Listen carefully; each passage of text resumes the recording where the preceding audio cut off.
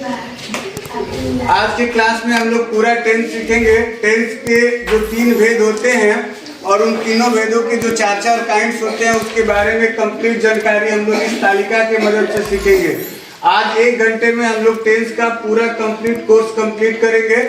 बस ध्यान देना है एक एक चीजों पे बारीकी से, वर्ब फॉर्म, उसकी पहचान और उसके स्ट्रक्चर के बारे में ध्यान देना है, सोचना है और एक एक स्ट्रक्चर को, एक एक टेंस के काइंड्स को अच्छे से समझना। वर्ब फॉर्म की जानकारी प्राप्त कर लेते हैं, वर्ब फॉर्म याद हो जाएगा तो टेंस बनाना हमारे लिए बिल्कुल आसान हो जाएगा।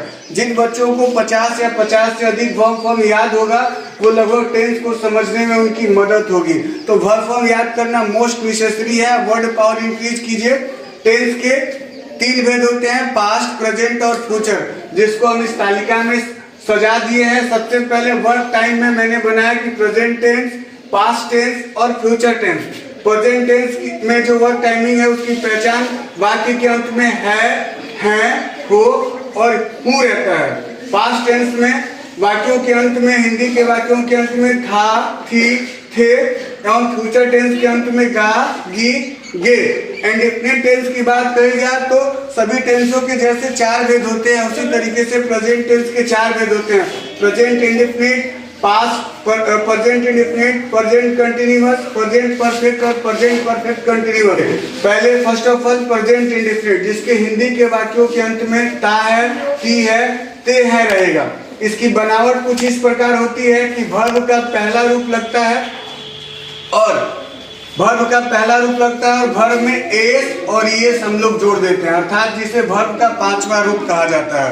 वर्ब के पहले रूप में एस और ईएस जोड़ दिया जाए तो वर्ब का 5वां रूप हो जाता है। लग जाएगा ईएस और वॉवेल से पहले ईएस और कॉन्सोनेंट से पहले एस लग जाएगा। ये अफर्मेटिव सेंटेंस में, अफर्मेटिव सेंटेंस बनाने के नियम है। अगर राम खाता है तो Ram Yeats. Ram helping verb अर्थात ईज आर एम का प्रयोग नहीं होता है और इसमें सिर्फ वर्ब के में एस और ईएस का प्रयोग होता है, जिसे वर्ब का 5वां रूप कहते हैं। अफर्मेटिव और इंट्रोगेटिव का पहला रूप और डू हेल्पिंग वर्ब के रूप में डू और डज का प्रयोग करते हैं। जैसे मैं खाता हूँ, आई ईट। मैं नहीं खाता हूँ, आई डू नॉट ईट। मैं खाता हूँ, डू आई ईट। अगर थर्ड पर्सन सिंगुलर नंबर की बात की जाए तो वहां पे डज का प्रयोग होता है, थर्ड पर्सन सिंगुलर नंबर। बाकी सबकी जगह डू का प्रयोग होता है, अर्थात I, we, you, they, boys, girls के साथ डू का प्रयोग होगा, ही, सी, इट और दुनिया के किसी भी नाम के साथ डज का प्रयोग होगा। आप ध्यान से समझते जाइए। प्रेजेंट इंडेफिनिट टेंस में किसी को कोई डाउट है आप लोग पूछ सकते हैं, कि चीज समझते जाइए। एस का प्रयोग कहाँ होता है, लवली बताइए। प्रयोग होता है। अब आते हैं हम लोग प्रेजेंट कंटिन्यूअस टेंस पे। प्रेजेंट कंटिन्यूअस टेंस की पहचान वाक्य अंत में रहा, रही, रहेगा, तो आप समझिए प्रेजेंट कंटिन्यूअस है। अब आते हैं प्रेजेंट कंटिन्यूअस टेंस में। इसमें हेल्पिंग वर्ब के रूप में इज, एम और आर का प्रयोग होता है। हेल्पिंग वर्ब के रूप में आप इज, एम और आर का प्रयोग करेंगे। अब देखिए इसमें वर्ब का 4था रूप लगता है, अर्थात वर्ब में आईएनजी ऐड कर दीजिए तो वर्ब का 4था रूप आप लोग समझ लीजिए। V2 और V3 ही याद करने होते हैं। V1 तो नेचुरली वर्ड मीनिंग है, नॉर्मल, और V4 में आईएनजी जोड़ देंगे तो V4 हो जाएगा और वर्ब में यानी वर्ड में एस और ईएस जोड़ देंगे तो V5 हो जाएगा। तो आपको 2 ही याद करने होते हैं। 50 वर्ब फॉर्म आप लोग याद कर लेंगे, आप लोगों के होमवर्क में रहेगा। तो एक सेंटेंस लेते हैं, मैं खा रहा हूँ। आई के साथ हमेशा एम का प्रयोग होता है, ईट, और ईट में क्या जुड़ जाएगा बाबू, आईएनजी, वर्ब का 4था रूप। आई एम ईटिंग, मैं खा रहा हूँ। आई एम ईटिंग, मैं नहीं खा रहा हूँ। आई एम नॉट ईटिंग, क्या मैं खा रहा हूँ, एम आई ईटिंग। तो छोटे सेंटेंसेस से हम बड़े सेंटेंसेस को सॉल्व कर सकते हैं। ध्यान रहे इज का प्रयोग किसी एक व्यक्ति वस्तु के लिए होता है और एक से अधिक व्यक्ति वस्तु के लिए आर का प्रयोग होगा और एम का प्रयोग सिर्फ आई के साथ होता है। बेसिक्स भी पढ़ते जाएंगे, टेंस को समझते जाएंगे।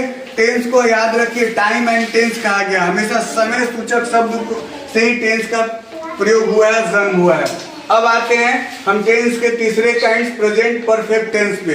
प्रेजेंट परफेक्ट टेंस की पहचान चुका, चुकी, चुके से है, अर्थात वाक्य के अंत में रहेगा चुका है, चुकी है, चुके हैं। इसमें हेल्पिंग वर्ब के रूप में हैज और हैव का प्रयोग होता है और वर्ब का तीसरा रूप लगता है। यानी हेल्पिंग वर्ब में हैज और हैव और वर्ब का तीसरा रूप। अफर्मेटिव सेंटेंस बनाने का नियम, मैं खा चुका हूँ, मैं खा चुका हूँ, तो आई हैव ईटेन।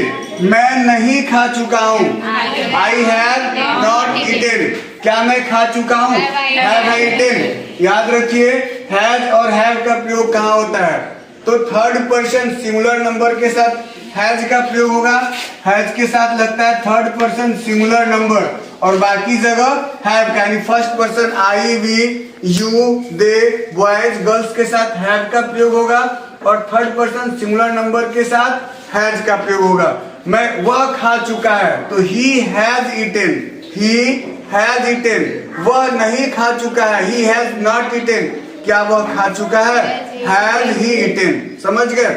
जब भी क्वेश्चन मार्क प्रश्न सूचक शब्द रहता है तो क्वेश्चन मार्क का प्रयोग किया जाता है। आप क्वेश्चन मार्क लगाना न भूलेंगे।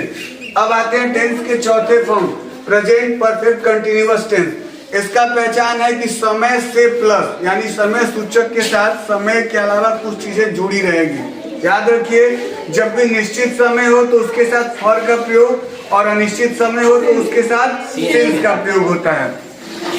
इसकी पहचान रहा, रही, रहे के साथ समय रहता है, उसके साथ रहा है और रही है। फर्स्ट ऑफ ऑल ध्यान रखिए, समय के बाद रहा है, रही है। सिर्फ रहा है, रही है तो प्रेजेंट कंटिन्यूअस, लेकिन समय प्लस रहा है, रही है तो प्रेजेंट परफेक्ट कंटिन्यूअस। पहचान यही है, क्योंकि रहा है, रही है सबके अंत में है, तो आप इसे प्रेजेंट कंटिन्यूअस ना समझें। समय प्लस रहा है तो ये प्रेजेंट परफेक्ट और कंटिन्यूअस। हेल्पिंग वर्ब में हैज हैव के साथ बीन बढ़ जाता है, हैज हैव प्लस बीन का प्रयोग होता है और वर्ब का चौथा रूप यानी वर्ब में आईएनजी जुड़ जाता है। प्लस टाइम जो मेंशन रहता है वो टाइम हम लोग मेंशन करते हैं। टाइम के साथ फॉर और सिंस लगाना न भूलें। फॉर और सिंस का प्रयोग होता है निश्चित समय के लिए सिंस का और अनिश्चित समय के लिए फॉर का प्रयोग होता है। सेंटेंस लेते हैं, मैं खाता रहा हूँ, मैं खाता रहा हूँ। खाता यानी समय सूचक शब्द का बोध हो रहा है, आई के साथ हैव का प्रयोग होता है। इसी तरीके से आई हैव बीन ईटिंग, मैं नहीं खाता रहा हूँ, I have not been eating. ध्यान रखिए नॉट का प्रयोग अफर्मेटिव सेंटेंस बनाने तो आप लोगों को आ गया। निगेटिव सेंटेंस बनाने के लिए ध्यान रखिए बीन से पहले नॉट का प्रयोग होता है, नॉट के बाद ही बीन का प्रयोग होता है। यानी आई हैव नॉट बीन, यानी हैव और बीन के बीच में नॉट का प्रयोग होता है। एक सेंटेंस बताइए आप, अनु बताइए, क्या मैं खाता रहा हूँ? Have I been eating? क्या मैं नहीं खाता रहा हूँ? प्रीति बताइए, क्या मैं नहीं खाता रहा हूँ? Have I not been eating? बताइए। किसी तरह का सिट डाउन, बैठ जाइए। किसी तरह का कोई डाउट हो आप लोगों को तो आप लोग क्वेश्चन पूछ सकते हो, क्वेश्चन पूछ सकते हो। अगर किसी भी तरह का डाउट हेल्पिंग वर्ब में हो या टेंस में हो या इसके पहचान में हो या वर्ब फॉर्म में हो या किसी भी तरह का डाउट इंट्रोगेटिव सेंटेंस हो या निगेटिव सेंटेंस हो या अफर्मेटिव सेंटेंस हो, WH वर्ड का प्रयोग आप लोग जानते ही हैं पहले से। अगर WH वर्ड वाक्य के बीच में रहे तो WH वर्ड पहले आ जाता है और वाक्य के शुरू में रहे तो हेल्पिंग वर्ब पहले आ जाता है। चलिए अब आते हैं हम लोग पास्ट टेंस पे। प्रेजेंट टेंस में किसी को किसी भी तरह का डाउट है तो आप बोलिए। चलिए पास्ट टेंस, थोड़ा स्टॉप। टेंस की पहचान, हिंदी के वाक्यों में वाक्य के अंत में था, थी, थे रहेगा। एकदम लोड नहीं लेना है, आसान तरीके से पढ़िए, इजी वे में पढ़िए। छोटे से छोटे सेंटेंस से बड़े बड़े सेंटेंस बना लेंगे। इनफाइनाइट वगैरह को मैं अगले क्लास में आप लोगों को समझा दूंगा। आसान से पहले इसकी पहचान समझिए, very easy method. Past indefinite, इस तालिका में पूरा टेंस है, 3 टेंसों के चारों भेद यानी 12 काइंड्स आपको इसमें पढ़ने को मिलेगा। तो देखिए इसकी पहचान क्या है, पास्ट टेंस का पहचान क्या है। पास्ट इंडेफिनिट टेंस का पहचान था, थे, थी वाक्य के अंत में रहेगा, लेकिन पास्ट इंडेफिनिट के वाक्यों के अंत में क्या रहेगा, था, की, थी, आ, ई, ए। ठीक है। अब इसमें आप लोग समझ लीजिए, जैसे प्रेजेंट इंडेफिनिट टेंस में निगेटिव और इंट्रोगेटिव सेंटेंस में डू डज का प्रयोग होता था, वैसे ही इसके निगेटिव और इंट्रोगेटिव सेंटेंस में डी डज का प्रयोग होता है, इंट्रोगेटिव और निगेटिव सेंटेंसों में। अफर्मेटिव सेंटेंस बनाने का सेम नियम वही है कि वर्ब का दूसरा रूप लगा दीजिए। हेल्पिंग वर्ब का प्रयोग नहीं होता है, वर्ब का दूसरा रूप लगता है, यानी सब्जेक्ट प्लस V2 और कुछ भी नहीं लगाना। तो वाक्य का पहचान क्या होगा बाबू? ता था, ती थी, ते थे, या आ, ई, ए। तो ये हो गया आपका पास्ट इंडेफिनिट टेंस। जब नेगेटिव और इंट्रोगेटिव सेंटेंस आप बनाओगे तो डीड के साथ वर्ब का पहला रूप आएगा, ये नहीं कि वर्ब का दूसरा रूप लगा देंगे, वो गलत हो जाएगा।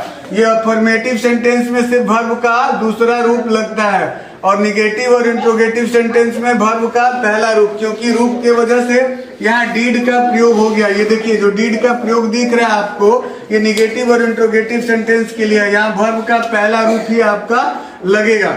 सीता गई थी, तो सीता के साथ सीता हो गया, थी था, वाज वर्ब का प्रयोग नहीं होगा। गो वेंट गन, तो वर्ब V2 होता है, गो वेंट गन, तो वर्ब का दूसरा फॉर्म वेंट, सीता वेंट लग गया। अगर यही वाक्य होता सीता नहीं गई थी, सीता नहीं गई थी, तो क्या लगाएंगे? Sita did not, Sita did not, सिर्फ गो, वर्ब का पहला रूप। कृष्णा स्टैंडर्ड, क्या सीता गई थी? Translate into English. बताए सर। क्या डिड सीता, हाँ गो, डिड सीता गो, राइट। क्या आप लोगों को समझ में आया? अंजलि लगे हाथ एक बता दीजिए, क्या सीता नहीं गई थी? Did Sita not go? Did Sita not go. अब बता दीजिए सीता क्या गई थी? बैठ जाइए, अनु बता दीजिए, क्या सीता गई थी? सीता क्या गई थी? जब क्या, क्यों, कैसे वाक्य के बीच में रहता है तो WH वर्ड पहले आते हैं। तो क्या का स्पेलिंग होता है? What did Sita. Very nice, sit down. अब हम लोग पास्ट इंडेफिनिट टेंस को अच्छे तरीके से समझ गए। किसी को किसी तरह का डाउट है तो आप लोग बोलिए। चलिए अब आते हैं लोग पास्ट कंटिन्यूअस टेंस समझना बड़ा ही आसान है, बहुत इजी होता है इसको बनाना। वर्ब का चौथा रूप यानी वर्ब में ING लगा दीजिए, अच्छे से आप समझ जाएंगे। यानी हेल्पिंग वर्ब के रूप में वाज और वर का प्रयोग होता है। वाज और वर का प्रयोग कीजिए। कुछ बच्चे इसे वेयर भी कहते हैं, वर और वेयर दोनों आप इसका उच्चारण कर सकते हो। प्रोनाउंसिएशन गलत भी हो लेकिन आप लोग लिखने में गलत ना बनाएं, आपको पूरे नंबर मिलेंगे। तो वाज और वर का प्रयोग किया जाता है, वर्ब का चौथा रूप लगता है। वाक्य के अंत में रहा था, रही थी, रहे थे, रहा था, रही थी, रहे थे वगैरह रहता है। एक वाक्य लेते हैं, मैं खा रहा था, आई के साथ वाज का प्रयोग होगा, ही सी इट के साथ वाज का प्रयोग होगा। फर्स्ट पर्सन सिंगुलर नंबर और थर्ड पर्सन सिंगुलर नंबर के साथ वाज का प्रयोग होता है। First person plural number, second person singular plural और थर्ड पर्सन प्लूरल नंबर के साथ वर का प्रयोग होता है। मैं खा रहा था, आई वाज ईटिंग। मैं नहीं खा रहा था, आई वाज नॉट ईटिंग। क्या मैं खा रहा था? Was eating. तो आप लोगों में से कुछ बच्चे आंसर देंगे। रानी बताइए, क्या मैं खा रही थी? क्या मैं खा रही थी? आप लोग पढ़िए बाबू, ध्यान दीजिए अपने अपने काम पे। आई वाज, क्या मैं नहीं खा रहा था? क्या, ध्यान से दीजिए, क्या मैं नहीं खा रहा था? Was I eating? बोलिए was I eating? Was. Lovely आप बता दीजिए, क्या मैं नहीं खा रही थी? वेरी गुड, सिट डाउन, बैठ जाइए। तो पास्ट कंटिन्यूअस समझना बहुत ही आसान है। अगर किसी तरह का आपको डाउट है तो बार बार पूछिए। पूछने वाले बच्चे हमेशा अच्छे होते हैं, जितना पूछोगे उतना अच्छे से आपको समझ में आएगा और पुनः आप समझ जाओगे। बार बार एक ही चीज नहीं पढ़ना है, सीखते जाना है। अगला बाबू past perfect tense. Past indefinite और पास्ट कंटिन्यूअस में किसी को डाउट है? थोड़ा लेजीनेस मत रखिए बाबू, खा पी के थोड़ा बोले क्या डाउट है, बोल नहीं समझ में आया। चलिए पुनः एक बार फिर से समझाते हैं, खड़ा होकर बोलिए क्या समझ में नहीं है आपको। वेयर और वाज का प्रयोग बहुत सुंदर। देखिए वाज का प्रयोग कहाँ होता है? आई, ही, सी, इट और नेम के साथ दुनिया का कोई भी नाम हो वहां वाज का प्रयोग होगा। और बाकी हर जगह आप यू ले लो, दे ले लो, वी ले लो और बॉयज ले लो, गर्ल्स ले लो, प्लूरल नंबर प्लूरल फॉर्म के साथ वर का प्रयोग होता है। कोई डाउट? Sit down. और किसी को कोई डाउट है? डाउट होगा आप बताते जाएंगे। अब आते हैं हम लोग past perfect tense. Past perfect tense को समझेंगे।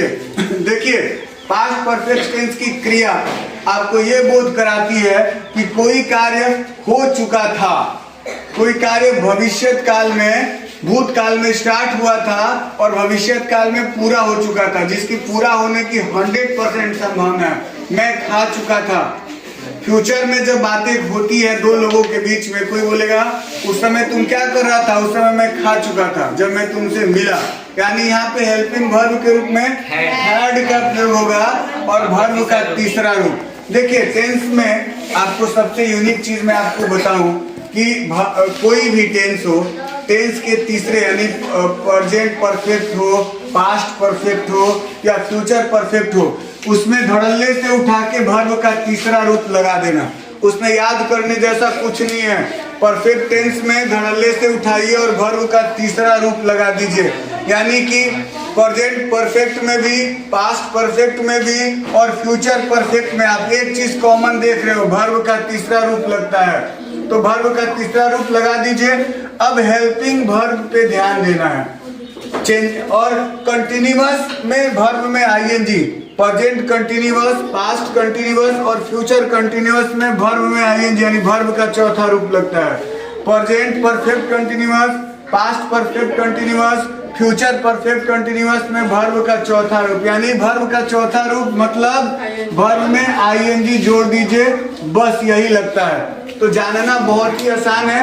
सिर्फ आपको सीखना कहाँ है? तो आपको सिर्फ सीखना है इंडेफिनिट में वर्ब फॉर्म बदलते हैं, बाकी कंटिन्यूअस में सेम है, परफेक्ट में सेम है और परफेक्ट कंटिन्यूअस में भी सेम है। तो इतना ज्यादा लोड नहीं लेना है, हेल्पिंग वर्ब पे ध्यान देना है। हेल्पिंग वर्ब से टेंस की पहचान हो जाएगी और वाक्य की पहचान। तो चुका था, चुकी थी, चुके थे। मैं खा चुका था, मैं खा चुकी थी। मैं पढ़ चुका था, तुम दौड़ चुके थे। वो खेल चुका था, वो खेल चुकी थी। वो जा चुका था, वो जा चुकी थी। सारे सेंटेंस पास्ट परफेक्ट टेंस में है। इसमें हेल्पिंग वर्ब के रूप में हैड का प्रयोग होता है और वर्ब का तीसरा रूप लगता है। ध्यान से समझिए, वर्ब का तीसरा रूप लगता है। जैसा मैंने पहले ही बताया कि ये वर्ब का तीसरा रूप लग गया। जैसे go went gone, read read read, come came come. ठीक है, तो ऐसे ही हम लोग वर्ब के फॉर्म को लगाएंगे। मैं खा चुका हूँ, हेल्पिंग वर्ब के रूप में हैड का प्रयोग होता है। चाहे वो थर्ड पर्सन सिंगुलर नंबर हो या फर्स्ट पर्सन सिंगुलर नंबर हो, प्लूरल नंबर हो, हर जगह हैड का प्रयोग होता है। मैं खा चुका था तो I had eaten.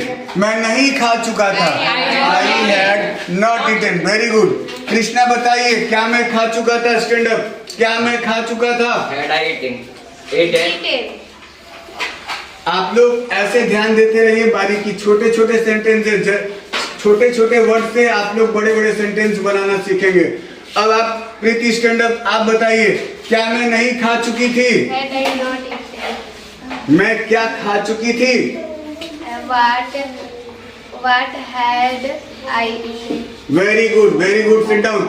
Any doubt, any student? किसी भी तरह का डाउट हो तो आप लोग पूछ सकते हैं।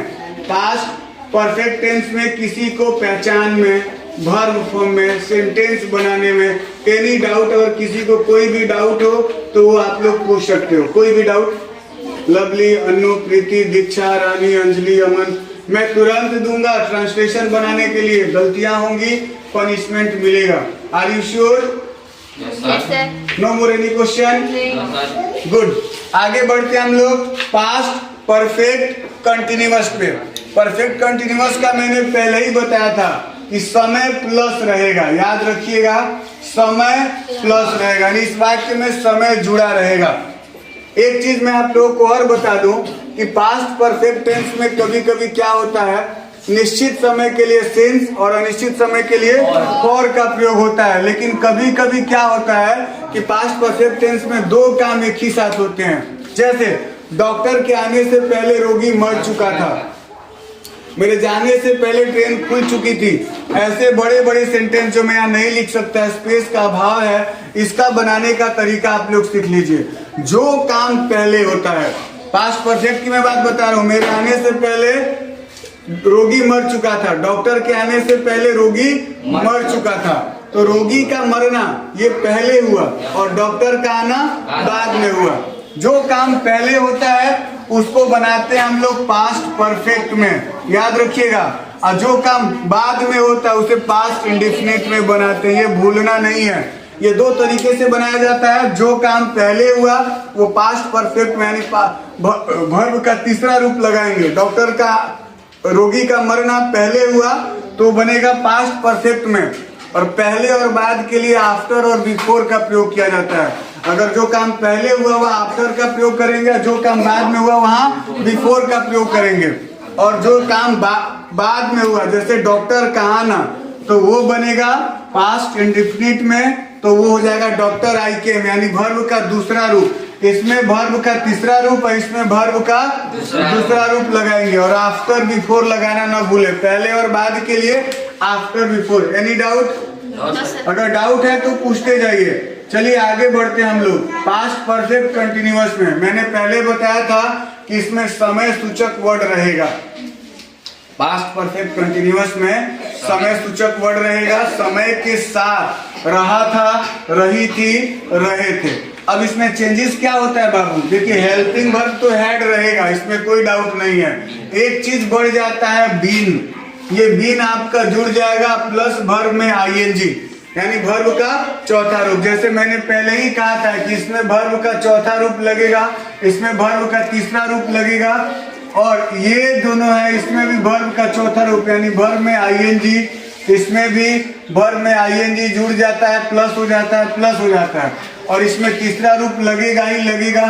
चेंजेस कहाँ होते हैं? तो सिर्फ चेंजेस होते हैं इंडेफिनिट में, चाहे प्रेजेंट इंडेफिनिट हो, पास्ट इंडेफिनिट हो, फ्यूचर। देखिए लॉजिकली शॉर्टकट ट्रिक से समझिए, इसमें चौथा, इसमें चौथा, इसमें तीसरा, चेंजिंग कहाँ हुआ? सिर्फ इसमें। तो वर्ब फॉर्म को लेके कोई टेंशन है नहीं, वर्ब फॉर्म लर्न कर लीजिए, फटाफट बनाएंगे। अब हम लोग आते हैं बाबू पास्ट परफेक्ट कंटिन्यूअस को समझेंगे।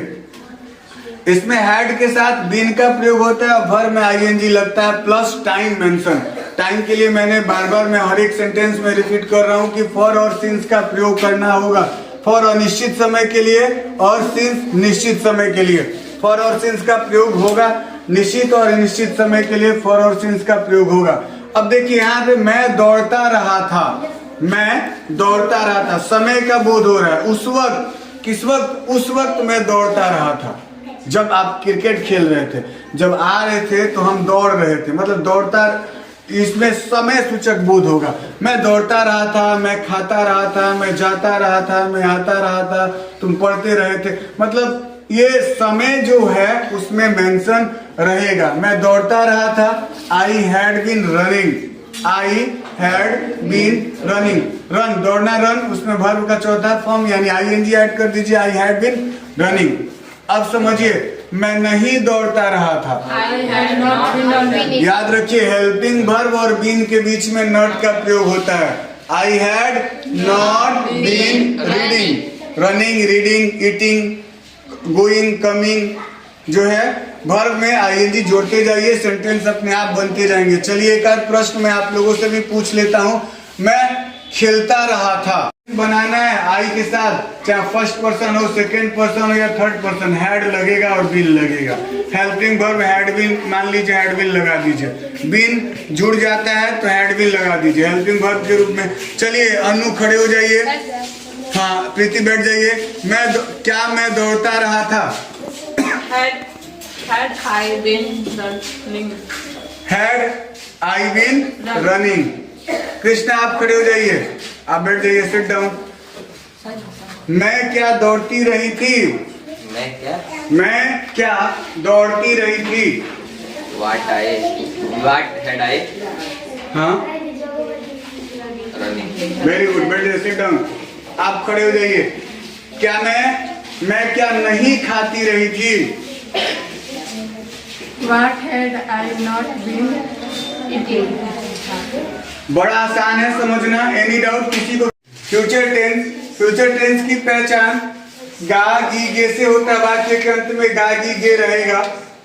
तो फ्यूचर टेंस कहा गया है। फ्यूचर इंडेफिनिट टेंस में शैल और विल का प्रयोग होता है, वर्ब का पहला रूप लगता है।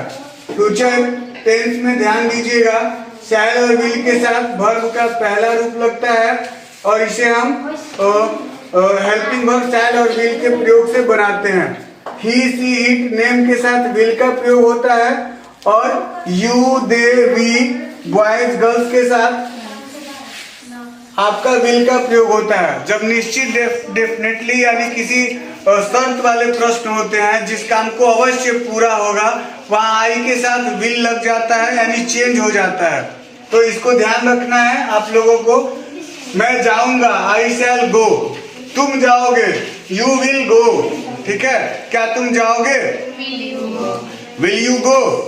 वेरी इजी बनाने का तरीका है। प्रीति बताइए, मैं नहीं जाऊंगा। I shall not go. I shall not go. क्या मैं जाऊंगा? अनु बताइए। Shall I go? Shall I go. Very good. यानी कि फ्यूचर इंडेफिनिट टेंस में हेल्पिंग वर्ब के रूप में शैल और विल का प्रयोग होता है, शैल और विल का प्रयोग होता है और वर्ब का पहला रूप लग जाता है। याद रखिए, कभी कभी आई के साथ विल का भी प्रयोग होता है। कब? जब निश्चित समय हो। मैं अवश्य जाऊंगा, आई विल गो। मैं जाऊंगा, आई शैल गो। ठीक है ना, दोनों सेंटेंस को अच्छे से समझेंगे। अब हम लोग आते हैं future continuous tense. Future continuous tense के हिंदी वाक्यों का पहचान होगा, रहा होगा, रही होगी, रहे होंगे। रहा होगा, रही होगी, रहे होंगे। इसमें आपको शैल और विल के साथ बी का प्रयोग होता है और वर्ब का चौथा रूप यानी वर्ब में आईएनजी जोड़ दीजिए। मैं पढ़ता रहूंगा, आई शैल बी रीडिंग। मैं खाता रहूंगा, आई शैल बी ईटिंग। मैं जाता रहूंगा, आई शैल बी गोइंग। याद रखिए, इसके निगेटिव और इंट्रोगेटिव सेंटेंस में नॉट का प्रयोग कर देना है और इंट्रोगेटिव सेंटेंस में हेल्पिंग वर्ब का प्रयोग पहले यानी शैल विल पहले आ जाएगा, बी सब्जेक्ट के बाद लगाया जाता है। ठीक है, जैसे फॉर एग्जाम्पल कृष्णा बताइए, मैं नहीं पढ़ता रहूंगा। क्या सर? मैं नहीं पढ़ता रहूंगा। I shall not be reading. Very good, I shall not be reading. ध्यान दीजिए, छोटी छोटी सेंटेंसों से आप बनाने का जो है तरीका सीख जाएंगे और कभी डाउट नहीं होगा। मोस्ट इंपोर्टेंट है आपका फ्यूचर परफेक्ट टेंस। जैसा कि फ्यूचर परफेक्ट टेंस में आप जानते हो कि वर्ब का तीसरा रूप लगता है। कोई भी टेंस हो, इसका परफेक्ट में वर्ब का तीसरा रूप लगता है, कंटिन्यूअस और परफेक्ट कंटिन्यूअस में वर्ब का चौथा रूप लगता है। तो यहाँ आप लोग देख रहे हो कि वर्ब का तीसरा रूप है, यहाँ वर्ब का तीसरा रूप लगेगा। शैल और विल के साथ हैव का प्रयोग है जो बढ़ जाता है। शैल और विल के साथ हैव का जो प्रयोग है वो बढ़ जाता है, बस इसे आपको ध्यान में रखना है। मैं खाना खा चुकूंगा, I shall have eaten. Verb का तीसरा रूप eat ate eaten, I shall have eaten. मैं नहीं खा चुकूंगा, I shall not have eaten. यानी हैव और शैल के बीच में नॉट का प्रयोग हो जाएगा, I shall not have eaten. ध्यान दीजिए, आपको कभी कभी इसमें दो दो सेंटेंस मिलते हैं बनाने के लिए। तो जो काम पहले होता है उसे फ्यूचर परफेक्ट में बनाते हैं और जो काम बाद में होता है उसे फ्यूचर इंडेफिनिट में बनाते हैं। यही सेंटेंस था जिससे पहले आप लोग बना रहे थे तो वर्ब फॉर्म में दिक्कतें आ रही थी कि कम होगा कि केम होगा कि क्या होगा, तो आप लोग डाउट में थे। फ्यूचर परफेक्ट टेंस में जो कार्य पहले होता है, जो कार्य व्यापार पहले होता है, जो वर्क पहले होता है उसे फ्यूचर परफेक्ट में बनाते हैं। हेल्पिंग वर्ब में शैल हैव का प्रयोग करते हैं, वर्ब का तीसरा रूप लगाते हैं और जो काम बाद में होता है वो फ्यूचर इंडेफिनिट में बनाते हैं और वर्ब का पहला रूप लगाते हैं। अब आ गए हम लोग फ्यूचर परफेक्ट कंटिन्यूअस टेंस, जिसकी पहचान समय प्लस रहा होगा, रही होगी, रहे होंगे ये लगता है। हिंदी के वाक्यों में इसकी पहचान यही है कि समय के साथ रहा होगा, रही होगी, रहे होंगे लगा रहता है। देखिए इसमें हेल्पिंग वर्ब के रूप में शैल विल के साथ हैव प्लस विल लगता है। हैव विल लगेगा ही लगेगा, निश्चित है ये। यानी कि शैल और विल अल्टरनेट है कि कहाँ शैल लगेगा कहाँ विल लगेगा, लेकिन हैव और जो बीन है वो नेसेसरी है, बीन का प्रयोग होगा वर्ब का चौथा रूप, यानी वर्ब में आईएनजी भी4 लगना अनिवार्य है। अब देखिए मैं खाता हुआ रहूंगा, I shall have been eating, I shall have been eating. मैं नहीं खाता हुआ रहूंगा, आई शैल हैव नॉट, अब यहाँ नॉट का प्रयोग हो जाएगा, I shall have not been eating. देखिए हैव और बीन के बीच में नॉट का प्रयोग हो जाएगा। अब इसी तरीके से शैल और विल का प्रयोग आपको मालूम ही है, जैसे सेंटेंसेस होंगे उसी तरीके से आप प्रयोग करते रहेंगे। जो सेंटेंस फॉर्म है हम आपको अगले कभी बता देंगे। First person singular number, plural number क्या है। तो आप बताइए फ्यूचर टेंस, पास्ट टेंस और प्रेजेंट टेंस में किसी तरह का कोई डाउट है आप लोगों को तो आप बता सकते हो। एनी क्वेश्चन किसी को जो समझ में ना आया हो कि हेल्पिंग वर्ब के रूप में क्या होगा, ऑक्सिलरी वर्ब क्या लगेगा, वर्ब का फॉर्म कौन सा लगेगा, टेंस की पहचान क्या है और स्ट्रक्चर क्या है। किसी को अगर किसी तरह का डाउट हो, देखिए समझने वाला सबसे इंपॉर्टेंट लेसन क्या है, सबसे समझना इंपॉर्टेंट है परफेक्ट को और इंडेफिनिट को। क्या है कि कंटिन्यूअस और परफेक्ट कंटिन्यूअस सिमिलर होता है, वर्ब का चौथा रूप लगता है, वर्ब में आईएनजी लगता है और इसमें पहचान सिर्फ समय से की जाती है। इसमें सेम चीज रहा रही रहे लगेगा, इसमें भी रहा रही रहे रहेगा, लेकिन इसमें समय मेंशन रहता है तो इसकी पहचान हो जाता है कि परफेक्ट कंटिन्यूअस है। ये सेंटेंस डबल होता है, जो काम पहले होता है वो वर्ब के तीसरे फॉर्म से बनाया जाता है, जो काम बाद में होता है उसी टेंस के पहले रूप से बना दिया जाता है, इंडेफिनिट से बन जाएगा। अगर पास्ट की मैं बात करूं तो पास्ट परफेक्ट टेंस अगर आप बनाते हो तो जो काम पहले होता है उसे पास्ट परफेक्ट में बनाते हो और जो काम बाद में होता है उसे पास्ट इंडेफिनिट में बनाते हो। उसी तरीके से सेम कंडीशन फ्यूचर टेंस का भी है। जो वाक्य फ्यूचर परफेक्ट में होता है उसे फ्यूचर परफेक्ट में बनाओगे और जो काम बाद में होगा उसे फ्यूचर इंडेफिनिट में बनाओगे। बस बोर्ड में जगह नहीं है इसलिए सेंटेंसेस मैं लिख नहीं पाया, तो आप लोगों को आगे मैं और बताऊंगा अच्छे तरीके से। होमवर्क में आप सब इसे याद कर लोगे, इस तालिका को। इस चार्ट में पूरा टेंस है, टेंस के तीनों भेद और उसके 4 काइंड्स यानी 12 काइंड्स के बारे में आपको दे दिया गया है। कोई भी डाउट हो, किसी भी तरह का समस्या हो, आप हमें अगले दिन सब सारे क्वेश्चन आप हमसे पूछ सकते हो। नमस्कार साथियों, आपको ये वीडियो कैसा लगा? अगर इससे आपको थोड़ा भी फायदा हुआ, आपको समझने में पढ़ने में थोड़ी भी आसानी हुई तो लाइक शेयर और कमेंट करें। और किसी भी तरह का डाउट हो, कोई भी क्वेश्चन पूछना हो, कमेंट सेक्शन में जाइए, टाइप करिए, भेजिए, 100% आपकी मदद की जाएगी।